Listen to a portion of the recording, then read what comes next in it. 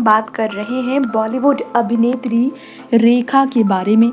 ये तो सब जानते हैं, फिल्म इंडस्ट्री में रेखा का जादू हमेशा से चलता रहा है।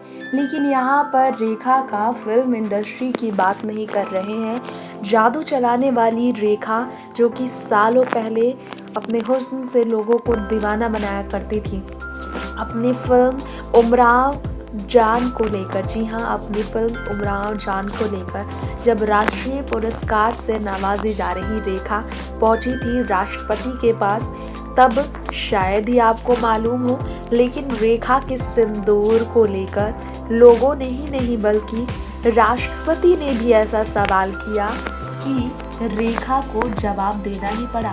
दरअसल हम तब की बात कर रहे हैं जब रेखा ने तत्कालीन राष्ट्रपति नीलम के आगे बात रखी थी। जी हाँ, तत्कालीन राष्ट्रपति नीलम संजीव रेड्डी ने रेखा से पूछा था, आप मांग में सिंदूर क्यों लगाती है। तब की बात है जब रेखा फिल्मों में तो नजर नहीं आती थी, फिल्मों को उन्होंने छोड़ा था, लेकिन रेखा की शादी के बाद मुकेश अग्रवाल का निधन हो चुका था। इसके बावजूद वो सिंदूर लगा के आती थी।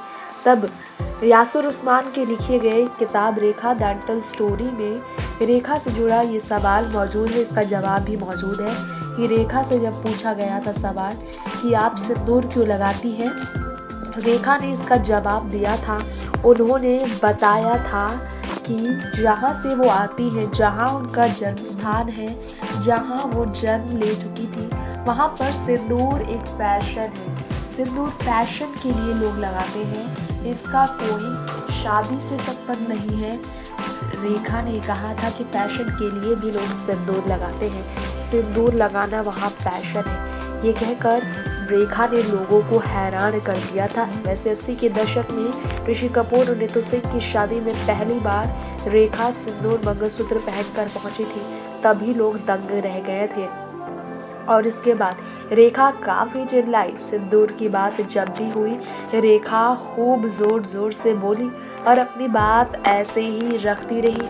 जी हाँ, रेखा के बारे में हम बात कर रहे हैं, तो आपको जानकारी दे दें कि रेखा ने ये बात खुल कर रखा। जी हाँ, आपको ये भी जानकारी देना चाहेंगे कि रेखा के बारे में कहा जाता है कि फिल्म इंडस्ट्री की क्वीन रेखा के बारे में ये भी सब जानते हैं कि रेखा बहुत ज़्यादा चर्चा का विषय बनी थी, और तब से लेकर अब तक रेखा के सिंदूर भी उनकी उलझी हुई जिंदगी की तरह उलझा हुआ सच है। नेक्स्ट टाइम न्यूज़ से रिपोर्ट।